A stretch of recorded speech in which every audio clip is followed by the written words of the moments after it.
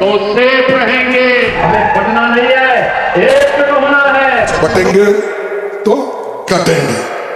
कोई बोलता है एक है तो सेफ भाग्य है कि आज हम विपक्ष में बैठने लायक भी नहीं अगर बैठ पा रहे हैं, बन पा रहे हैं, तो जरूर हमसे कोई कमी रह गई है। हम एक है तो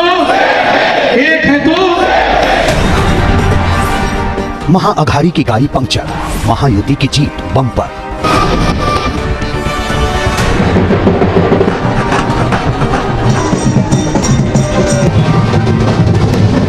ये पूरा लैंडस्लाइड विक्ट्री है।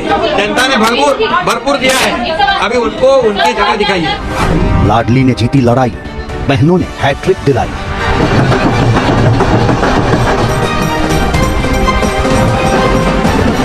सामूहिक ताकत एक ऐसी ताकत बनी जिसने दिखा दिया कि महाराष्ट्र ये मोदी जी के ही साथ है। एमपी हरियाणा वाला प्लान महाराष्ट्र में कर गया काम।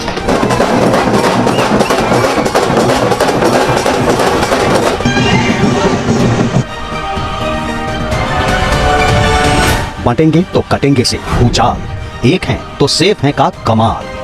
बटेंगे तो कटेंगे, इसका अर्थ समाज को एकत्रित रखना है। वोट जिहाद धुआं हुआ, धर्म युद्ध ने काम किया।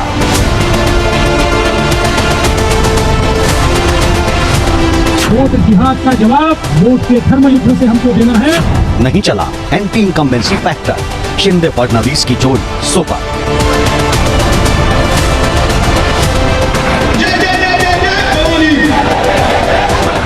चाचा पर भारी भतीजा, पलट दिया पिछला नतीजा। एनसीपी है, उसकी लेजिटिमेसी अजित पवार जी को मिली। उद्धव का सपना चकनाचूर, कुर्सी से फिर रह गए दूर। महाराष्ट्र का चुनावी किला, महायुति का विजयी फॉर्मूला।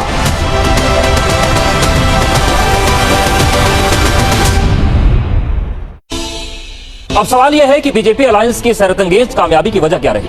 लिस्ट में कई मुद्दे हैं, पर सबसे पहले बात उस स्कीम की जिसने मध्य प्रदेश और हरियाणा के बाद अब महाराष्ट्र में भी कमल पर जीत की मुहर लगा दी है।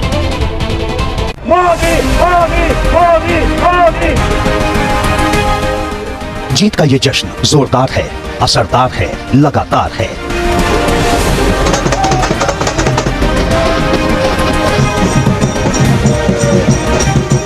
और हो भी क्यों ना, आखिर ये महाराष्ट्र के चुनावी महाभारत में महाविजय का मौका जो है। तमाम अनुमानों और अटकलों को दरकिनार करते हुए महायुति ने महाराष्ट्र में वो इतिहास रच दिया जिसकी बड़े बड़े चुनावी पंडितों ने कल्पना तक नहीं की थी।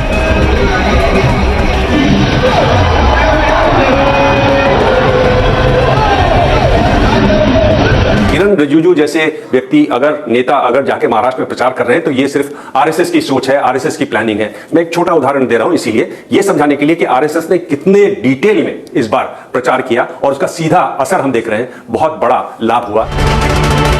प्रचंड बहुमत के साथ ये महाविजय निश्चित रूप से महायुति के लिए ऐतिहासिक है, खासकर बीजेपी के लिए, क्योंकि महाराष्ट्र चुनाव में हैट्रिक जीत के साथ बीजेपी ने एक नया कीर्तिमान भी रच दिया है।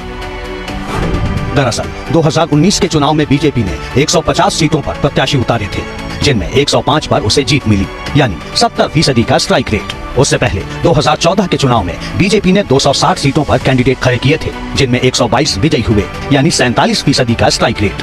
पर इस बार करीब 90% के विनिंग स्ट्राइक रेट के साथ बीजेपी ने सारे रिकॉर्ड तोड़ डाले। सर, मैंने पहले भी कहा था कि पूरी तरह थंपिंग मेजोरिटी मिलेगी। ये पूरा लैंडस्लाइड विक्ट्री है, ये पूरी तरह। बेशक ये जीत सिर्फ बीजेपी की नहीं बल्कि उस महायुति की है जिसमें एकनाथ शिंदे और अजित पवार की दमदार परफॉर्मेंस भी शामिल है। पर सवाल ये है कि जिस महाराष्ट्र में कल तक चुनावी नतीजों को लेकर संदेह और सस्पेंस की धुंध छाई हुई थी, वहां इस ऐतिहासिक और एकतरफा जीत का राज क्या है?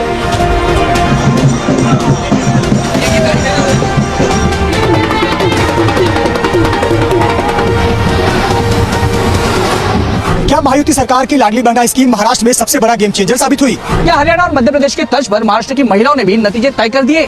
आखिर महिला वोटरों को लुभाने का महाविकास आघाड़ी का वादा महाराष्ट्र में क्यों नहीं चला?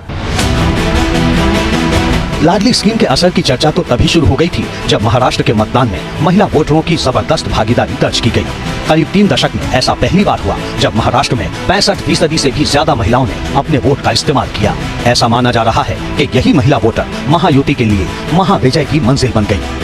प्रमुख योजना रही महिलाओं के लिए माझी लड़की बहन योजना, ये बहुत कारगर साबित हुई क्योंकि महिलाओं ने इस बार बढ़ चढ़कर पूरी ही चुनावी प्रक्रिया में हिस्सा लिया। न वो सिर्फ वोट करने के लिए भारी संख्या में बाहर आई, और ये बहुत कारगर साबित हुई इस पूरी सफलता के लिए जो इस बार के महाराष्ट्र विधानसभा चुनाव में महायुति को मिली है।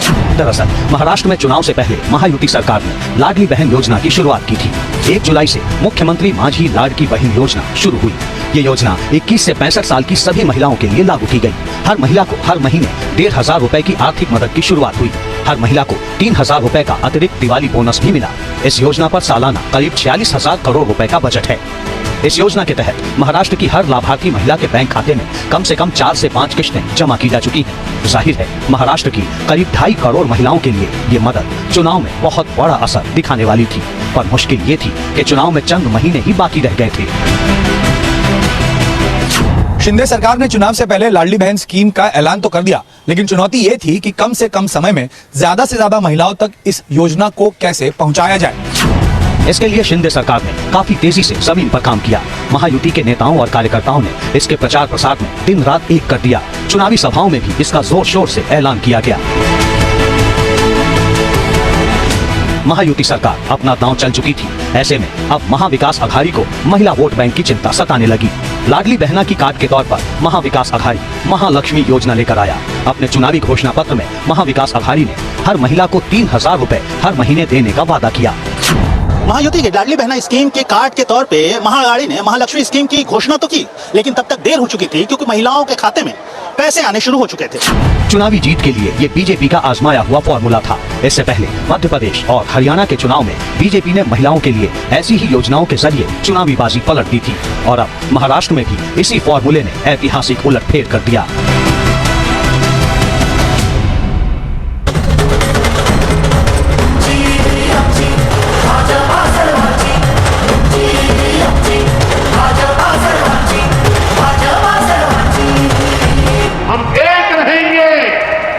तो सेफ रहेंगे, हमें बढ़ना नहीं है, एक तो होना है। हिंदू संगठित हिंदू बटोगे तो कटो। हम सबको जोड़ करके शासन करना चाहते हैं और इसलिए कह रहे हैं कि बटना नहीं। महाराष्ट्र के चुनावी महाभारत में इस बार शुरू से आखिर तक यही मुद्दा छाया रहा। जब ओबीसी अलग अलग जातों में बटेंगे तो कमजोर होंगे कि नहीं होंगे। महायुति की तरफ से बार बार इसी मुद्दे पर मुंहजबानी हमले किए गए और महाविकास अघाड़ी के नेता भी इसी मुद्दे पर तरह तरह के जुमले करते रहे। बटेंगे तो कटेंगे, कोई बोलता है एक है तो सेफ है। खास बात यह रही कि इन नारों को गढ़ने और पढ़ने वालों ने अपनी जुबान से कभी हिंदू मुस्लिम का नाम तो नहीं लिया, पर जिस वोटर तक जो संदेश पहुंचाने का मकसद था वो 100% कामयाब रहा। क्या बटोगे तो कटोगे और एक है तो सेफ है जैसे नारों ने महायुति की चुनावी नैया पार लगा दी। क्या मोदी और योगी के नारे ने महाराष्ट्र के हिंदू वोटरों को एकजुट कर दिया? हालांकि चुनाव में धार्मिक ध्रुवीकरण का ऐसा प्रयोग कोई नई बात नहीं, लेकिन महाराष्ट्र में इसे जिस लहजे में समझा और समझाया गया वो पहली बार था। एक तरफ महायुति के महायोद्धा हिंदू वोट बैंक को एकजुट करने के लिए तीखे बयान देते रहे। जब देश को हमने इस प्रकार से जातियों में बांटा है, प्रांतों में बांटा है, तब तक इस देश के टुकड़े हुए और इस देश के समाज के भी टुकड़े हुए। बटेंगे तो कटेंगे सही है, और सबसे ज्यादा सही है जो प्रधानमंत्री जी ने कहा है, एक है तो सेफ है। दूसरी ओर महाविकास अघाड़ी के महारथी भी मुस्लिम वोट के साथ साथ दलित और पिछड़े वोट बैंक के लिए जवाबी हमले करने में पीछे नहीं रहे। ये बटेंगे तो कटेंगे, कौन है यहाँ जैसा बुरा? जब तक आप यहाँ आते हो तब तक अनसेफ है, इसलिए हम इस राज्य से आपको पूरी तरह से बाहर फेंक देंगे। दरअसल धार्मिक ध्रुवीकरण के लिए गढ़े गए ऐसे नारों के पीछे बड़ी वजह रही महाराष्ट्र में लोकसभा चुनाव के नतीजे। 5 महीने पहले हुए लोकसभा चुनाव में महाराष्ट्र की 48 में से 30 सीटों पर महाविकास अघाड़ी ने कब्जा जमाया था, जबकि महायुति को सिर्फ 18 सीटों से संतोष करना पड़ा था। इसका कारण था ओबीसी वोट बैंक, जो बीजेपी से पूरी तरह चिटक गया। एमबीए के नेता संविधान के मुद्दे पर केंद्र की मोदी सरकार और महायुति को घेरते रहे। खुद राहुल गांधी संविधान की किताब लेकर ओबीसी और दलित वोटरों को उनके अधिकार छीनने जाने का खतरा दिखाते रहे। हम संविधान को बचाने की कोशिश कर रहे हैं और वो इस संविधान को खत्म करना चाहते हैं। लिहाजा इस बार बीजेपी शुरू से ही सतर्क थी और चुनावी माहौल गरमाते ही धर्म को आधार बनाकर आक्रामक कैंपेन लॉन्च कर दी। उत्तर प्रदेश के मुख्यमंत्री योगी आदित्यनाथ ने महाराष्ट्र की अपनी पहली चुनावी सभा में बटेंगे तो कटेंगे का नारा बुलंद कर दिया, जो बहुत जल्द बीजेपी और महायुति का मानो टैगलाइन बन गया। यहां तक कि पीएम मोदी ने भी इसी स्टेटमेंट को आगे बढ़ाते हुए एक है तो सेफ है का नारा कर दिया। महायुति का जो सपोर्टर था उसमें एक विश्वास जगा, उसमें ये भाव पैदा हुआ कि हमें अब मैदान में उतरकर इस बात को समझाना है और लोगों को ये बताना है कि भाई ये अगर बात है तो ये सही बात है। तो नारे होते किस लिए हैं? नारे इसलिए होते हैं कि आप लोगों में उत्साह भरें। तो ये एडिशनल वोटर जरूर नहीं लाए होंगे, लेकिन आपका जो अपना वोटर है जो लोकसभा चुनाव में हार के बाद उदासीन पड़ गया था, आपका जो अपना वर्कर है जो लोकसभा चुनाव के बाद उदासीन पड़ गया था, उसमें एक जोश भरने का काम किया इस नारे ने। हालांकि ऐसे नारों को लेकर महायुति के अंदर कम घमासान नहीं मचा। अजित पवार से लेकर बीजेपी के ही कई दिग्गज नेता बटेंगे तो कटेंगे जैसे नारे के खिलाफ नजर आए। ये बटेंगे तो कटेंगे वाला जो नारा है वो आपको यानी कि अजित पवार को सूट नहीं कर रहा है। आपने कई मंचों से इसकी मुखालफत की है। नहीं कर रहे, ये महाराष्ट्र के माहौल में सूट नहीं करता है। नहीं करता। फिर बीजेपी के नेता क्यों आकर इस नारे को अपना बिल्कुल बाहर के स्टेट के मिनिस्टर, चीफ मिनिस्टर आते हैं, वो बोलते हैं ये शायद ऐसे हमारे नॉर्थ में लोग सुनते होंगे। हमने सोचा था कि या तो हम सरकार में बैठ जाएंगे या तो हम तगड़ी फाइट देंगे और हम विपक्ष में एक मजबूत स्थिति में बैठेंगे, लेकिन दुर्भाग्य है कि आज हम विपक्ष में बैठने लायक भी नहीं अगर बैठ पा रहे हैं, बन पा रहे हैं, तो जरूर हमसे कोई कमी रह गई है। हमारे अंदर कोई कमी थी कि जो हम जनता के दिलों पर राज नहीं कर पाए या जनता का विश्वास नहीं जीत पाए। तो हम यही चाहेंगे कि आने वाले समय में जब भी हमें मौका मिलेगा हम जनता के पास जाकर वापस उनका विश्वास जीतेंगे, वापस जनादेश आएगा, वापस सरकार बनाएंगे। इस उम्मीद से हम मेहनत करेंगे। हम घर बैठने वाले लोग नहीं है, हमारे नेता घर बैठने वाले लोग नहीं है। आज से ही हम अपना काम शुरू करेंगे, इसी क्षण से अपना काम शुरू करेंगे। शिवसैनिक के बारे में कहा जाता है कि 80% समाज सेवा, 20% राजनीति। राजनीति में भले हमें थोड़ी सी असफलता मिली है, लेकिन समाज सेवा में हम बिल्कुल असफल नहीं होंगे। हम 24 घंटा और 30 दिन जनता की सेवा करते रहेंगे। अब देखिए जनादेश आ गया है, अब रुझान नतीजों में बदल गए हैं। हमें नहीं पता कि क्या गड़बड़ी है क्या नहीं। हमें लगता है कि हम कहीं न कहीं जनता का विश्वास जीतने में कमजोर पड़ गए और उस कमजोरी को हम ताकत में बदलेंगे। हम फिर जनता का विश्वास जीतेंगे, फिर वापसी करेंगे। अटल बिहारी वाजपेयी जी की पंक्तियां हैं कि क्या हार में क्या जीत में किंचित नहीं भयभीत में, कर्तव्य पथ पर जो मिला यह भी सही वह भी सही। तो जो मिला है उसी से शुरुआत करेंगे। लोग शून्य से शिखर पर पहुंचते हैं, हमें तो कम से कम शून्य का सामना नहीं करना पड़ा है। हमारे पास तो अभी भी करीबन 50 सीटें हैं महाविकास आघाड़ी के पास। हम 50 से 250 का सफर तय करके दिखाएंगे। इतना ही जनता के सामने नतमस्तक होकर मैं उनको भरोसा देता हूं कि हमसे जो भी भूल चूक हुई है हमें क्षमा कीजिए। हम फिर आपकी सेवा में आएंगे और पूरी ताकत से। पूरा देश ने क्या पूरी दुनिया ने देखा है कि उत्तर प्रदेश में जब जो एक लोकतंत्र देश है भारत और जो सबसे बड़ा प्रदेश जनसंख्या वाला उत्तर प्रदेश, और जब यहाँ पे उपचुनाव हुए तो किस तरह प्रशासनिक कार्रवाइयां रही। तो कहीं ना कहीं ये बहुत बड़ा प्रश्न चिन्ह उठाता है हमारे लोकतंत्र में, जहाँ संविधान के माध्यम से हमें अधिकार है कि सबको कि वो अपना वोट डाले जाके। वहीं यहाँ का प्रशासन शासन लोगों को रोक रहा था और जो अनियमितता देखी गई है, मैं नहीं समझती हूँ आज से पहले कभी भी इस तरह की अनियमितता देखी गई है। हमें कमी कोई नहीं रह गई है। कमी इस बात की रह गई है कि शासन और प्रशासन का जो एक्शन रहा, मैं समझती हूँ कि और जो कुशासन रहा मतदान वाले दिन, कमी यहाँ रह गई है। लगातार इलेक्शन कमीशन से शिकायत भी की, कुछ परिणामों के आने से पहले शिकायत लगातार इलेक्शन कमीशन से की। मैं समझती हूँ 7 या 9 अधिकारियों को सस्पेंड किया गया, लेकिन suspension is not the way out. मतलब सस्पेंशन का इस बात का कोई हल नहीं है। क्या होना चाहिए था?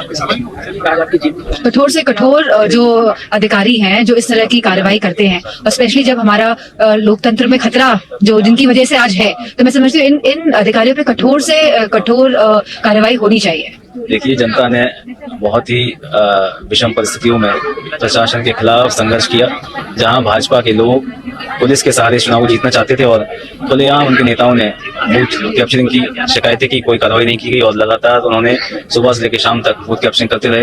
हमारे जो वोटर थे जो शांतिपूर्ण तरीके से मतदान करें, उनको लाठीचार्ज किया। कई गाँव में खबर आई, हमने सूचित भी किया, उसके बावजूद जो है पुलिस का रवैया ऐसा, तमाम सारे कार्यकर्ताओं को 3 दिन पहले से मुकदमे लगाए गए, उनको उठाया गया।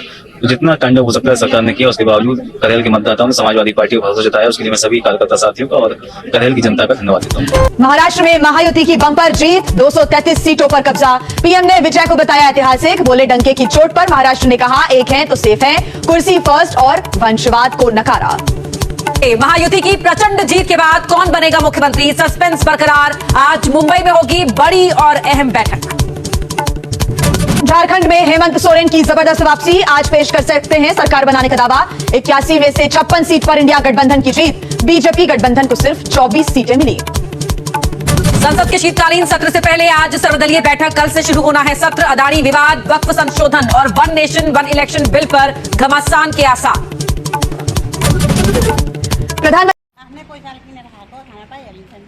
हामीले हाम्रो पैसाले किनेको त थियो त तँले किन खाएको हुन्छ त कुरा त मेरो पैसाले किनेको नि अरे लास्टमा को खाने हो त त मेरो पैसाले किनेको हो त के आज तपाईँ चिल्लै हुनुहुने पकाइसकेपछि लास्टमा त सबै मेरो पैसाले मैले अघि त्यहाँ 20 रुपियाँ पैसा दिएको क्या हो 10 रुपियाँ हिजो मेरो लाग्यो के हो